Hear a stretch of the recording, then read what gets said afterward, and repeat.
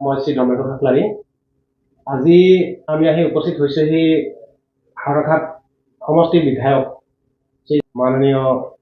জয়সিং ৰংহাং তেখেতৰ ঘৰত আহি আমি উপস্থিত হৈছোঁ। যিহেতু নিৰ্বাচন সমাগত, এই নিৰ্বাচনৰ আগমুহূৰ্তত আমি অনুভৱ কৰিছোঁ যে বিধায়কগৰাকীয়ে বিগত 5 বছৰত মানে হাড়ঘাট সমষ্টিৰ কাৰণে কি তেওঁ কৰিলে, তেওঁ কিমানখিনি উন্নয়ন কৰিলে, কি কৰিবলৈ বাকী আছিল বা আছে, গতিকে তেওঁৰ মুখেৰে আমি শুনিব বিচাৰিছোঁ। গতিকে আহক আমি তেওঁৰ মুখেৰে শুনো। মাননীয় শ্ৰী জয়সিং ৰংহাং মহোদয়, নমস্কাৰ। এতিয়া আমি তেখেতক প্ৰশ্ন কৰিব বিচাৰিছোঁ। প্ৰথমতে আমি প্ৰথম প্ৰশ্নটো মই কৰিব বিচাৰিছোঁ, সেইটোৱে হ'ল ৰাজনীতিত প্ৰৱেশ আপোনাৰ প্ৰথমবাৰৰ বাবে কেতিয়া আৰু কেনেকৈ হৈছিল? ৰাজনৈতিক বুলি যদি ক'বলৈ গ'লে প্ৰথমে আমি সংগঠনৰ লগত জড়িত আছিলোঁ, কাৰ্বি ছাত্ৰ সন্থা KSA, আৰু পিছত SDC মুভমেণ্টৰ লগত আমি জড়িত হ'লোঁ। তাৰপাছতে মই SDC সময়ত মই একেৰাহে ইয়াতে কনষ্টিটুৱেঞ্চি কমিটি ছেক্ৰেটাৰী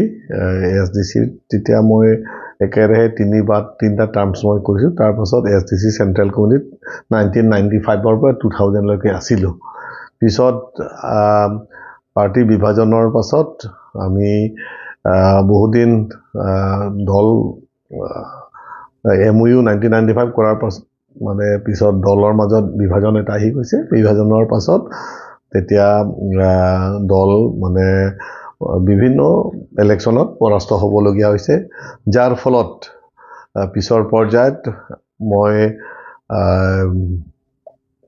SGCP হৈ মানে পাপাত জইন কৰি পাপাৰ পৰা 2012ত MEC হ'লোঁ। MEC কণ্টেষ্ট কৰিছোঁ ইণ্ডিপেণ্ডেণ্ট পাপা কেণ্ডিডেট হৈ। তেতিয়া মই বিপুল ভোটৰ ব্যৱধানত মই হেমাৰিটনক তেতিয়া EM কাৰ্বি অটোনমাছ কাউন্সিল হেমাৰিটন, এখেতক মই প্ৰায় 2500 ভোটৰ ব্যৱধানত মই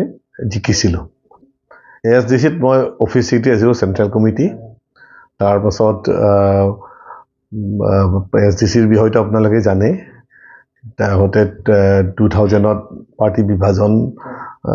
হোৱাত তাৰমানে বিভিন্ন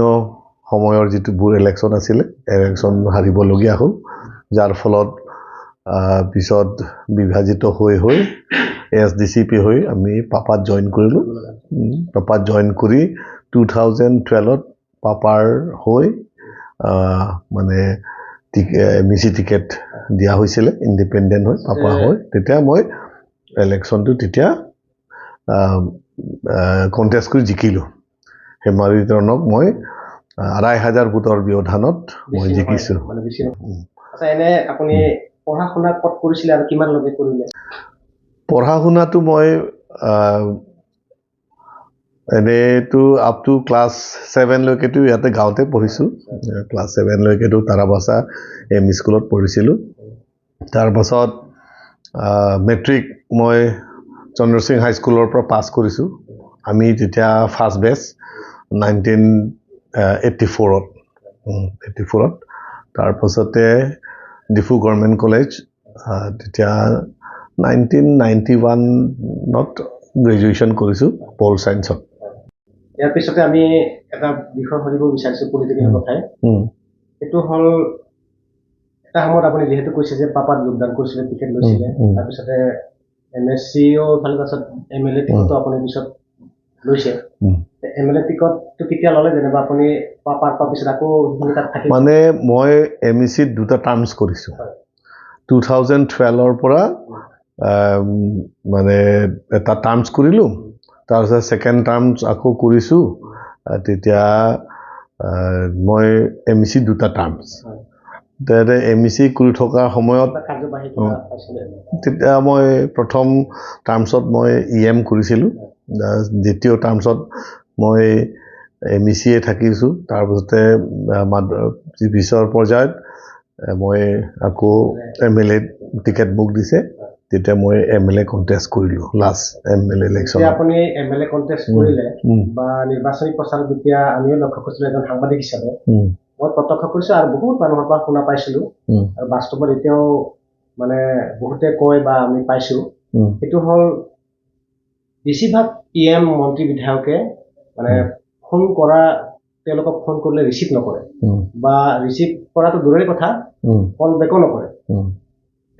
তাৰ ব্যক্তিক্ৰম আছিলে আপুনি সেইটো হ'ল মানে আপুনি প্ৰত্যেকটো মিটিঙত প্ৰত্যেকটো নিৰ্বাচনী সভাত আপুনি কৈছিলে ৰাইজক যে মানে কোনোবাই যদি মোক ফোন কৰে মই কল বেক কৰিম ৰাতি হ'লেও যেতিয়া হ'লেও আৰু যদি ফোন ৰিচিভ কৰিম আৰু যদি কিবা কাৰণত ৰিচিভ কৰিব নোৱাৰো তেতিয়াহ'লে আকৌ কল বেক কৰিম সেই কথাটো এই আপোনাৰ বিগত 5 বছৰত সেইটো মানে মানি চলা যেন লাগিছে বা লাগে আপুনি এই ক্ষেত্ৰত অনুভৱ আপোনাৰ আপোনালোকে কেনেধৰণে পাইছে এইটো আপোনালোকে গম পাব ৰাইজে কি কেনেধৰণে মোক এইটো ক্ষেত্ৰত পাইছে ৰাইজে বিবেচনা কৰিব কিন্তু মই পৰাপক্ষত ফোনটো মই ৰিচিভ কৰোঁ আৰু কেনেবাকৈ যদি ফোনটো মই ৰিচিভ কৰিব যদি নোৱাৰিলোঁ তথাপি মই কল বেকটো কৰোঁ গতিকে এই ক্ষেত্ৰত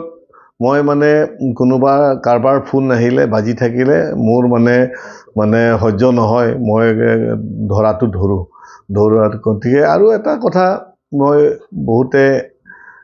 ফোনত মানে লগ নাপালেও আশা কৰি পেলাই মাত এটা হ'লেও পৰামৰ্শ এটা হ'লেও বা কিবা এটা জানিবলৈ এইবিলাক ফোনৰ যোগেদি আমি বহুতো কথা আমি ৰাইজক আমি লগ নোপোৱাকৈ আমি বহুতো সমস্যাবিলাক সমাধান কৰিব পাৰোঁ গতিকে এই ক্ষেত্ৰত ফোন ধৰাটো মোৰ কাৰণে বহুত ভাল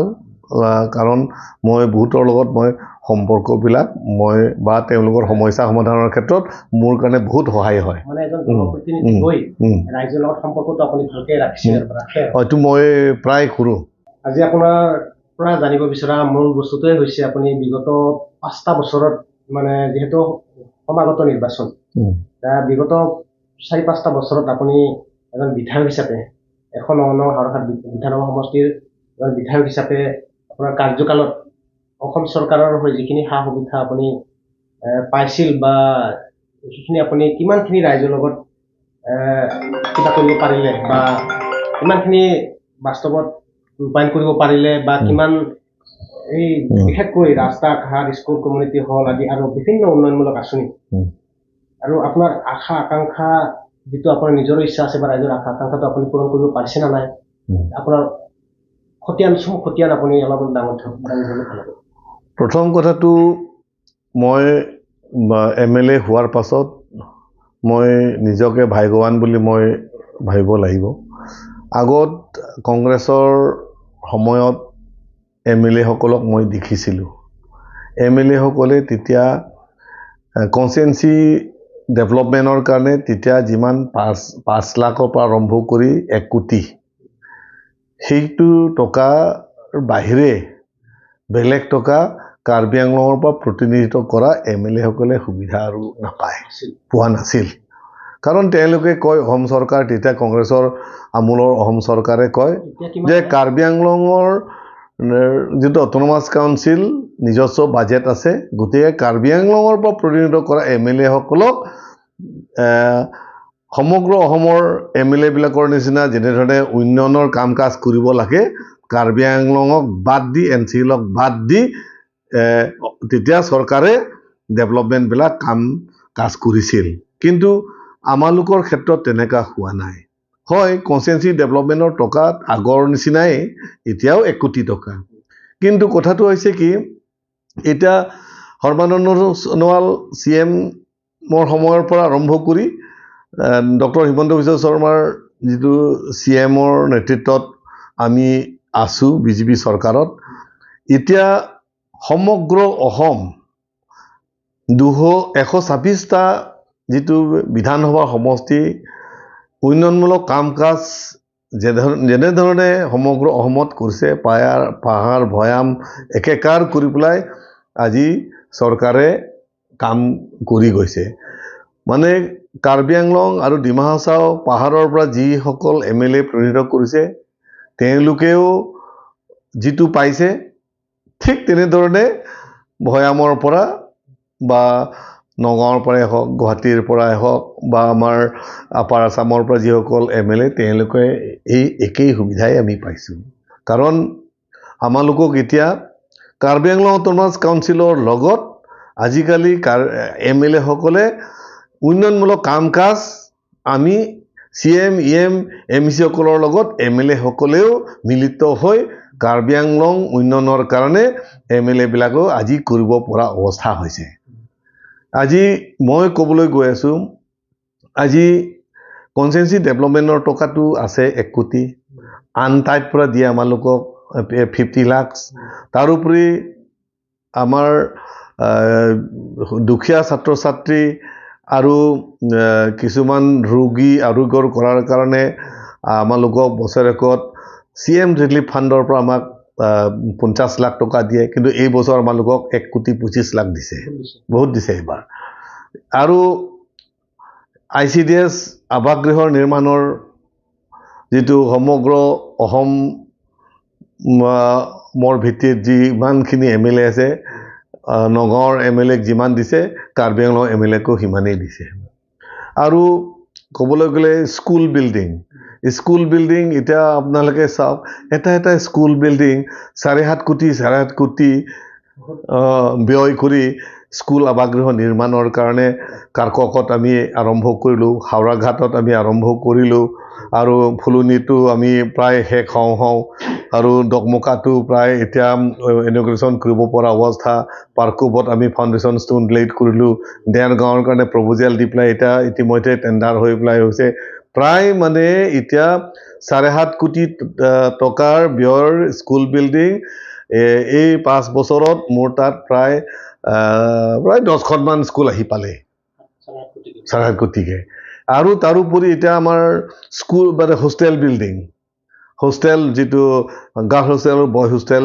বিল্ডিং নিৰ্মাণৰ কাৰণে এতিয়া মই হিচাপ দিব নোৱাৰিম কিন্তু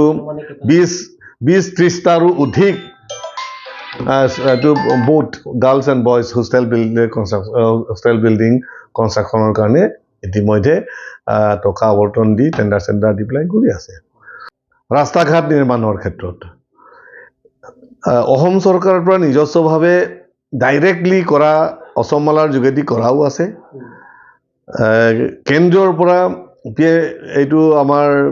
কি কয় PM কি আছে এটা আঁচনি আছিলে কেন্দ্ৰৰ পৰাও ডাইৰেক্ট ৰাস্তা নিৰ্মাণ কৰাৰ আঁচনি আছে তাৰোপৰি ৰাজ্য চৰকাৰৰ পৰাও ডাইৰেক্ট অসমমালা 1 আসামমালা 2 আসামমালা 3 যোগেদিও মানে ৰাস্তাবিলাক নিৰ্মাণ কৰে তাৰোপৰি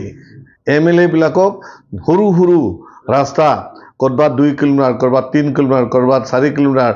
এই নিৰ্মাণৰ কাৰণে প্ৰত্যেক বছৰে 40 পৰা 50 কোটি টকা আমাক দিয়ে 40 পৰা 50 কোটি আমাক দিয়ে ৰিপেয়াৰিঙৰ কাৰণে দিয়ে টাউন এলেকাৰ কাৰণে দিয়ে গতিকে এতিয়া অসম চৰকাৰে কাৰ্বি আংলঙৰ প্ৰতিনিধিত্ব কৰা MLA সকলৰ কাৰণে Karbi Anglong autonomous CM EM EMC বিলাকৰ লগত সমান্তৰালভাৱে উন্নয়নমূলক কাম কাজ কৰাৰ কাৰণে এটাত তাৰোপৰি তাৰোপৰি মই ক'বলৈ গৈ আছো যে ডাইৰেক্ট অসমমালাৰ পৰা যেতিয়া কাৰ্বি আংলঙৰ কাৰণে এইটো কয় অসমমালা 1 হামৰেনৰ পৰা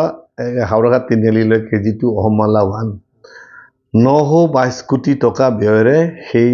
ৰাস্তাটো নিৰ্মাণ কৰা হৈছে এনে ধৰণৰ একদম দীঘল যিটো ৰাস্তা একেবাৰে হামৰেনৰ পৰা নংকামুকাম তুমপ্ৰেং হুজাই নীলবাগান হৈ পেলাই দেৱস্থান হাওৰাঘাট তিনিআলি কাৰকক আহি পোৱাকে এইটো ৰাস্তা আৰু আটাইতকৈ ভাল আটাইতকৈ আমি ভাবিব নোৱাৰা মানে আমি ভাবাই নাছিলোঁ যে এখন এটা ৰাস্তা অসম চৰকাৰ আমাক দিব বুলি পেলাই সেইখন হৈছে ডকমকাৰ পৰা ভিলুঘাট হৈ একেবাৰে কুঠি ৰংমুঙি এইটো মানে 311 crores আৰু ৰাস্তা দৈৰ্ঘ্য হৈছে 87 কিলোমিটাৰ এইটো এটা প্ৰায় মানে ক'ব গ'লে 80% কমপ্লিট আৰু এইটো শেষ হ'ব এনে ধৰণৰ ৰাস্তা আমাক দিছে গতিকে ধন্যবাদ জ্ঞাপন কৰিব লাগিব এইখিনিটো চৰকাৰৰ আৰু সমগ্ৰ অসম চৰকাৰৰ পৰা যিবোৰ মানে হিতাধিকাৰী যিবিলাক আঁচনি বুলি কয়, কিন্তু সেইটো হিতাধিকাৰী আঁচনি বুলি নহয়, এইটো আটাইতকৈ মানে গ্ৰাছৰুট লেভেল মানুহক চুই যোৱা যিবোৰ আঁচনি, একদম ব্যক্তিগতভাৱে ডাইৰেক্টলি মানে টাচ কৰাৰ যিবোৰ আঁচনি আছে, কিছুমানে কয় হিতাধিকাৰী আঁচনি বুলি কয়, কিন্তু মই হিতাধিকাৰী আঁচনি বুলি মই ক'ব বিচৰা নাই, কিন্তু মই এইবোৰ আঁচনি হৈছে ডাইৰেক্ট মানে গ্ৰাছৰুট লেভেলত বসবাস কৰা প্ৰত্যেকটো ব্যক্তিক চুই যোৱা ধৰণৰ যিটো আঁচনি, তাৰে ভিতৰত হৈছে 1 নম্বৰ হৈছে আমি ছাত্ৰ ছাত্ৰীসকলৰ কাৰণে যিটো নিযুত মইনা আঁচনি বা বিনামূলীয়া চাইকেল বিতৰণ, যিটো ক্লাছ 9 ছাত্ৰ ছাত্ৰীসকলক দিয়া, আৰু স্কুলবিলাকত ইউনিফৰ্ম বিনামূলীয়া, স্কুলবিলাকত টেক্সট বুকছ বিনামূলীয়া, স্কুলবিলাকত মিড ডে মিল দিয়া, স্কুলবিলাকত এডমিশ্যনৰ কাৰণে ছাত্ৰ ছাত্ৰীসকলক ৰেহাই দিয়া, এইবোৰ যিটো আঁচনি আৰু মেধাৱী ছাত্ৰ ছাত্ৰীসকলক উৎসাহিত কৰাৰ কাৰণে যিবোৰ আঁচনি অসম চৰকাৰে লৈছে, গতিকে ছাত্ৰ ছাত্ৰীৰ সকলৰ যি পঢ়াৰ ক্ষেত্ৰত চৰকাৰীভাৱে যিমানখিনি যে তেওঁলোকে চেষ্টা কৰিছে, এইটো আমি শলাগ ল'বলগীয়া। মহিলা সবলীকৰণৰ আঁচনি চৰকাৰে, অসম চৰকাৰ, ভাৰত চৰকাৰে চিন্তা কৰিছে যে পুৰুষৰ তুলনাত মহিলাসকলে অকণমান হ'লে সমাজত পিছপৰা বুলি অনুভৱ কৰি পেলাই মহিলাসকলক শক্তিশালী কৰিব লাগে, সবলীকৰণ কৰিব লাগে। এই আঁচনিৰ ভিতৰত আছে কেইটামান আঁচনি: মহিলা উদ্যমিতা আঁচনি, অৰুণোদয় আঁচনি, ফ্ৰী গেছ কানেকশ্যন, মহিলাসকলৰ নামতে ফ্ৰী গেছ কানেকশ্যন। এইবোৰ যিবোৰ আঁচনি, সেই আঁচনিবিলাক দিয়াৰ লগে লগে প্ৰত্যেকটো পৰিয়ালে সেইখিনি সুবিধাটো পাইছে, তাৰোপৰি মহিলাসকলৰ নামেৰে দিয়াৰ বাবে মহিলাসকলে যথেষ্ট মানে উৎসাহিত হৈছে, যথেষ্ট উৎসাহিত হৈছে। এতিয়া আগত আমাৰ মহিলাসকলৰ হাতত বেংক একাউণ্টেই নাছিলে, নৰেন্দ্ৰ মোদী চৰকাৰ অহাৰ পিছত সকলো কাৰণে জিৰ' বেলেঞ্চ একাউণ্ট খুলিবলৈ দিয়াত আজি প্ৰত্যেকজন মহিলাৰ, প্ৰত্যেকজন ব্যক্তিৰ হাতত আজি বেংক পাছবুক পাবলৈ সক্ষম হৈছে। যিটো বেংক পাছবুক পোৱাৰ লগে লগে চৰকাৰৰ যিবোৰ আঁচনি, সেই আঁচনি টকা তেওঁলোকৰ ডাইৰেক্ট বেংকত ট্ৰানজেকশ্যন কৰি পেলাই প্ৰত্যেকটো ব্যক্তিগত একাউণ্টত যিমানখিনি চৰকাৰৰ পৰা দিয়াৰ আঁচনি আছে, সেইবোৰ তাতে ডাইৰেক্টলি দিব পৰা হৈছে। তাত আৰু মাজৰ মানুহ কাৰোবাক ধৰি সেইখিনি টকা বিতৰণ কৰাৰ কাৰণে ব্যৱহাৰ কৰিবলগীয়া হোৱা নহ'ল, যাৰ ফলত টকাটো যিমানখিনি চৰকাৰৰ পৰা আৱৰ্তন কৰিছে, সেই টকাখিনি ডাইৰেক্ট একাউণ্টত যাব পাৰিছে। তাত মিডিলমেন বোলা জাতীয় কোনোবাই কাৰোবাৰ টকা ৰাখি দিয়া সেই ব্যৱস্থাটো আগতীয়াকৈ জিৰ' বেলেঞ্চ একাউণ্ট খোলাৰ জৰিয়তে সেইখিনি সমস্যাবিলাক মানে নাইকিয়া কৰিব পাৰিছে। এতিয়া এইবোৰ এতিয়া মই মহিলা উদ্যমিতা আঁচনিৰ অকল মোৰ হাওৰাঘাট MEC সমষ্টিত প্ৰায় 33,800 গৰাকীক 10,000কৈ দিব পাৰিছোঁ। তাৰ পাছতে অৰুণোদয় যিটো আঁচনি, অৰুণোদয় 1, অৰুণোদয় 2, অৰুণোদয় 3 এনেকুৱা আমি দিলোঁ। এতিয়া আৰু নোপোৱা ব্যক্তি আৰু কম নাই, মানে 90% মান দিলোঁ, 90% মান মহিলাসকলক আমি অৰুণোদয় আঁচনিটো দিলোঁ। এতিয়া কথাটো হৈছে CM-AAA আত্মনিৰ্ভৰশীল, সেইটো 2 লাখ টকাকৈ প্ৰত্যেকজন হিতাধিকাৰীক এইটো আমি দি আহিছিলোঁ। মোৰ সমষ্টিত প্ৰায় 600 গৰাকীৰো অধিক এই আঁচনিও আমি দিবলৈ গৈ আছোঁ। আমি কোনোবা আৰু এই কেইদিনৰ আগতেও মোৰ সমষ্টিত অৰুণোদয় যিসকল পোৱা নাই তেওঁলোকক আকৌ আমি দিয়াৰ কাৰণে আমি মানে 2500টা পৰিয়ালক মানে দিবলৈ কাৰণে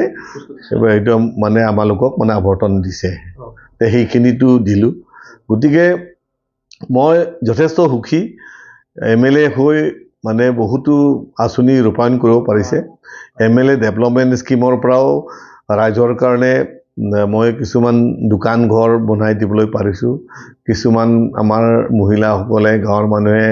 গাহৰি পোহে গাহৰি গঁৰালবিলাক বনাই দিব পাৰিছোঁ কিছুমান পৰিয়ালৰ কাৰণে মই আকৌ কিবা ফিচাৰী সেইখিনিও মই বনাই দিব পাৰিছোঁ তাৰোপৰি বহুতো আঁচনি আমি কৰিবলগীয়া ইচ্ছা থকাবিলাক আছে আৰু এইটোতো একেই দিনতো হৈ নুঠিব এইখিনিতো আমি কৰিব পাৰিম আটাইতকৈ ভাল কথাটো হৈছে মই ধুনি প্ৰথমতো ক'লোঁ যে আজি অসম চৰকাৰ আজি চৰকাৰ বিজেপি চৰকাৰে যে পাহাৰ ভৈয়াম একেকাৰ কৰি পেলাই 26টা MLA সমষ্টি 26টা MLA সমষ্টি একেকাৰ কৰি উন্নয়নমূলক কাম কাজ কৰিছে আমিও কৰিবলৈ পাইছোঁ লগত সেইখিনি এজন বিধায়ক হিচাপে মানে কি কাম কৰিম বুলি ভাবি সেই কামটো কৰিব নোৱাৰিলে যিটো কামটো মানে আধৰুৱা বুলি নিজকে অনুভৱ কৰি আছে কিবা এটা কাম কৰিম বুলি ভাবিছে কিন্তু সেই কামটো কৰিব নোৱাৰিলে সেই কামটো কি হ'ব পাৰে এইটো ভিতৰত যদি হয় এটা দীৰ্ঘদিনীয়া যিটো কাৰ্বি আংলঙৰ যিটো সমস্যা সেই সমস্যাটো হৈছে অট'নমাছ ষ্টেট গঠনৰ যিটো আমাৰ ইছ্যু যিটো ৰাজনৈতিক যিটো ইছ্যু সেই বস্তুটো এক প্ৰকাৰ ক'ব গ'লে তুলনামূলকভাৱে বিজেপি চৰকাৰে যথেষ্ট আগ্ৰহী সমাধানৰ ক্ষেত্ৰত বা ৰূপায়ণৰ ক্ষেত্ৰত মই এইটোৱে ক'ব বিচাৰিছোঁ আমাৰ বৰ্তমান অসম চৰকাৰ বা হিমন্ত বিশ্ব শৰ্মাৰ নেতৃত্বত যিখন চৰকাৰ সেইখন চৰকাৰে Karbi Anglong autonomous council Dima Hasao autonomous council Bodoland autonomous council শক্তিশালী কৰাৰ ক্ষেত্ৰত শক্তিশালী কৰাৰ ক্ষেত্ৰত এখেতৰ মানে ইচ্ছা আছে এইটোৱে যে এখেতৰ সময়ত যিটো নেকি MOSত আমি পাব পৰা নাই বাজেট প্ৰিপাৰেশ্যন যিটো বাজেট প্ৰিপাৰেশ্যনৰ ক্ষমতা সেই ক্ষমতা এতিয়া কাৰ্বি আংলং অট'নমাছ কাউন্সিলক দিয়া হৈছে আগতে সেইটো ক্ষমতা নোপোৱাৰ কাৰণে বাজেট ছেছনৰ সময়ত কাৰ্বি আংলং অট'নমাছ কাউন্সিলত বাজেট ফালাটো আপোনালোকে দেখিছে কিন্তু আজিকালি আপোনালোকে বাজেট ফালাটো দেখিছে নেকি এতিয়াতো এইটো বাজেট নাফালে কাৰণ সেই ক্ষমতাটো এতিয়া কাৰ্বি আংলং অট'নমাছ কাউন্সিলক দিয়া হ'ল এতিয়া কাৰ্বি আংলং অট'নমাছ কাউন্সিলৰ অন্তৰ্গত কাৰ্বি আংলং ৱেষ্ট কাৰ্বি আংলং মিলিত হৈ পেলাই আগতে MLA চিট 4টাই আছিলে এতিয়া সমষ্টি ডিভিজনৰ সময়ত কাৰ্বি আংলং অট'নমাছ কাউন্সিলৰ অন্তৰ্গত 4টাৰ জেগাত এতিয়া 5টা MLA চিট দিছে এইটো মানে ST ৰিজাৰ্ভেশ্যন চিট এটা দিছে আমৰি এটা চিট দিছে গতিকে সেই ফালৰ পৰা ক'ব গ'লে ক্ষমতাবোৰ দি আহি আছে এটা আটাইতকৈ ভাল কথাটো হৈছে অট'নমাছ ষ্টেট বিষয়ৰ কথা অট'নমাছ ষ্টেট বিষয়ত আমি দলীয় লেভেলত আমি ৰাজ্যিক বিজেপি লেভেলত আমি আলোচনা কৰিছিলোঁ যে ৰাজ্যিক বিজেপি লেভেলৰ পৰা কোনো আপত্তি নাই কাৰণ এইটো সাংবিধানিক গতিকে ইয়াৰ ৰূপায়ণৰ ক্ষেত্ৰত বিজেপি দলৰ ফালৰ পৰা কোনো আপত্তি তেনেকৈ নাই যাৰ ফলত মই নিজেই মানে 2-3বাৰমান সদনত মই উত্থাপন কৰিছোঁ এতিয়া MPও পাৰ্লিমেণ্টত গৈ পেলাই কথাবোৰ উত্থাপন কৰিছে আৰু ক'ব গ'লে doctor Himanta Biswa Sarma finance minister হৈ থাকোঁতে এখেতে নিজেই নেতৃত্ব দি আমালোকক প্ৰাইম মিনিষ্টাৰৰ লগতো আমালোকক লগ কৰাইছে মেমৰেণ্ডাম দিবলৈ কাৰণে আমি সুযোগ সুবিধাবিলাক পাইছোঁ এতিয়া ডক্টৰ হিমন্ত বিশ্ব শৰ্মাই এইটো ইছ্যুটো সমাধানৰ কাৰণে অতি শীঘ্ৰে কাৰ্বি আংলং অট'নমাছ কাউন্সিল আৰু মানে ডিমাণ্ড অৰ্গেনাইজেশ্যন সকলক লৈ ট্ৰিপাৰ্টাইট আলোচনাৰ কাৰণে এখেতে প্ৰস্তুতি চলাই আছে আমালোকক প্ৰায় 12জনীয়া এটা প্ৰতিনিধি দল গঠন কৰিবলৈ কাৰণে আমালোকক নিৰ্দেশ দিয়া হৈছে। গতিকে ইলেকশ্যনৰ আগমুহূৰ্তত আমি দিল্লীত এইটো ইছ্যু লৈ পেলাই আমি কেন্দ্ৰ চৰকাৰৰ লগত আলাপ আলোচনা কৰিবলৈ কাৰণে সুবিধা পাম বুলি ভাবিছোঁ। সেইটোৱে ক'বলৈ গ'লে মানে থাকি গৈছে যে মানে এই ইছ্যুটো যদি এই ৰাজনৈতিক ইছ্যু যদি সমাধান কৰিব পাৰিলে আৰু বেলেগ কৰিব পাৰা সেইটো কথাটো আমি একেদিনততো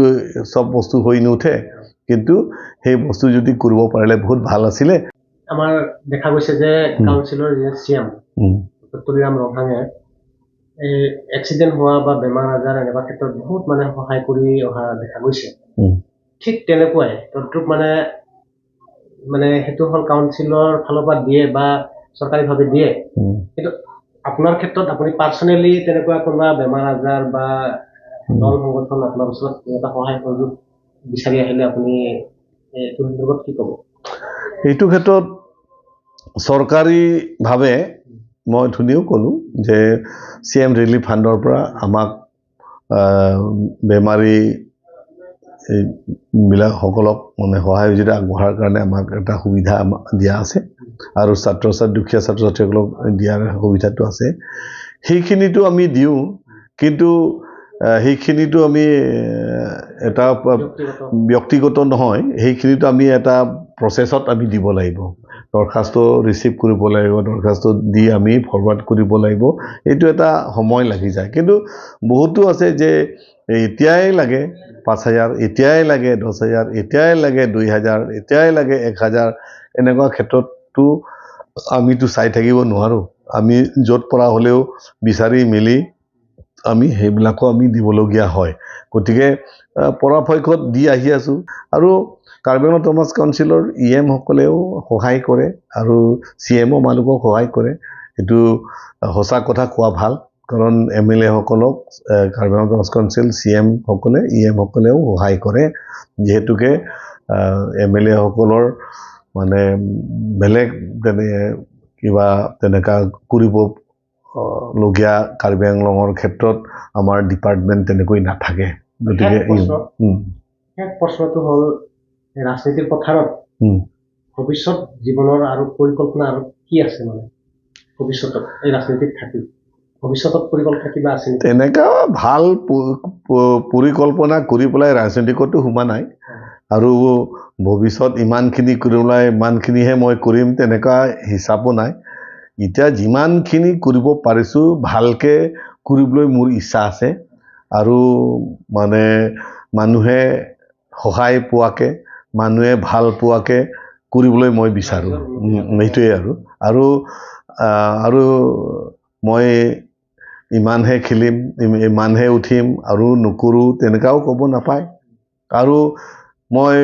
কৰিম আৰু বুলি ক'লেওতো এইটোতো নিজৰ ইচ্ছাৰ মতেতো কৰিব, ৰাইজৰ ইচ্ছা থাকিব লাগিব। ৰাইজে কৰিবলৈ সুযোগ সুবিধা দিলে তেতিয়াহে কৰিব পাব। কিন্তু যিমানখিনি মোক সুযোগ সুবিধা দিছে, মইতো MEC 2বাৰ হ'লোঁ, MLA এবাৰ হ'লোঁ। এজন ব্যক্তিক এইখিনি ৰাইজক সেৱা কৰিবলৈ কাৰণে, ৰাইজৰ কাম কৰিবলৈ কাৰণে যিখিনি সুযোগ সুবিধা দিছে, এইটো মই নহয়, মোৰ সকলো পৰিয়াল, মোৰ ল'ৰা ছোৱালী, মোৰ সকলো পৰিয়ালে ৰাইজৰ আগত মানে চিৰকৃতজ্ঞ হৈ ৰ'ব লাগিব। কাৰণ আমাৰ নিচিনা পৰিয়ালৰ ফালৰ পৰা যে MEC হ'ব পাৰিছে বা MLA হ'ব পাৰিছে, সেইটো মানে ৰাইজৰ আশীৰ্বাদ নাথাকিলে কেতিয়াও হ'ব নোৱাৰে। কাৰণ আমিতো আমাৰ দেউতাৰ দিনত MEC আছে, আটাৰ দিনত MLA আছিলে, তেনেকুৱাতো নাই। আমিতো ক'বলৈ গ'লে মা দেউতাই মানে লিখা পঢ়া নাই। এতিয়া এনেকুৱা বা ইমান পলিটিকেলি জনা তেনেকুৱা পৰিয়ালো নহয়, কিন্তু আমি ৰাইজৰ কাম কৰি মেলি ৰাইজে আমাক এইখিনি কাম সুযোগ সুবিধা দিছে। গতিকে মই বুলি নহয়, মোৰ ল'ৰা ছোৱালী, মোৰ পৰিয়াল, সমস্ত পৰিয়ালে আমি এই হাৰঘাট ৰাইজ, MLA অন্তৰ্গত ৰাইজ আৰু ফুলনিৰ MEC অন্তৰ্গত ৰাইজ আৰু সমগ্ৰ কাৰ্বি আংলঙৰ ৰাইজক আমি চিৰকৃতজ্ঞ হৈ থাকিব লাগিব। ধন্যবাদ, আপুনি বহুত সময় দিলে, সময় দিয়াৰ কাৰণে ধন্যবাদ জনাইছোঁ। নমস্কাৰ।